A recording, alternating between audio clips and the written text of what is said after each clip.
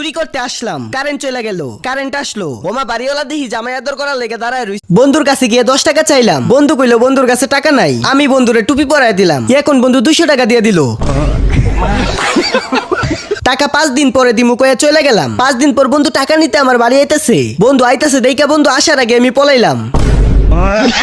বন্ধু বাড়ির সামনে সাইকেল রেখে বাড়ির ভিতরে গেল। আমি এসে বন্ধু সাইকেল মেরে দিলাম।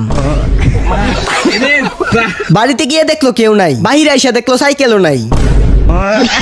বন্ধু তার এলাকার বড় ভাইয়ের কাছে গিয়ে সব কইলো। এখন এলাকার বড় ভাইরে নিয়ে আমার বাড়ির সামনে আইলো। বড় ভাইয়ের সাইকেল রেখে বড় ভাইরে নিয়ে বাড়ির ভিতরে গেল। আমি এসে বড় ভাইয়ের সাইকেলও মেরে দিলাম।